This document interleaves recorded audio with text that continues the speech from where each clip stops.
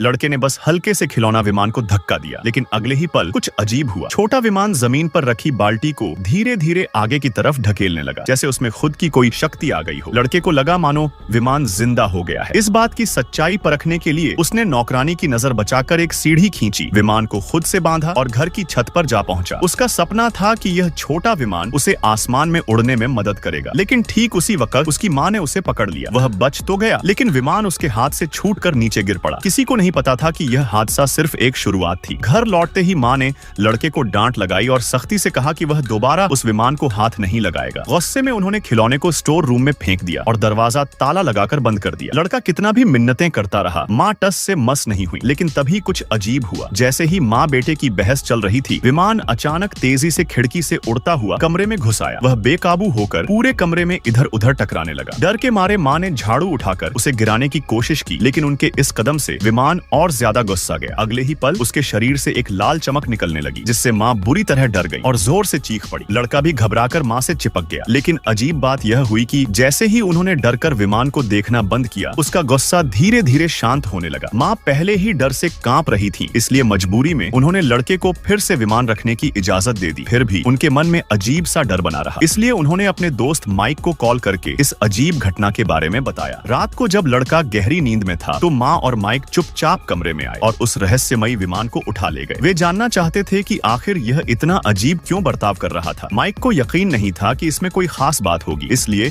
उसने चाकू उठाकर विमान की सतह पर काटने की कोशिश की। लेकिन जैसे ही चाकू विमान के ऊपर फिसला, वह ऐसा लगा मानो पत्थर पर घिसा हो। कोई भी खरोंच तक नहीं आई। अब उन्हें समझ आ रहा था कि यह कोई साधारण खिलौना नहीं था। माइक इसे अपने लैब में ले गया ताकि इसके अंदर की तकनीक को समझ सके। लेकिन सबसे चौंकाने वाली बात तब सामने आई जब स्कैनिंग के बाद पता चला कि इसके अंदर कोई इलेक्ट्रॉनिक सर्किट या मशीनरी थी ही नहीं। तो फिर यह खुद से उड़ कैसे रहा था? क्या सच में यह विमान जिंदा था?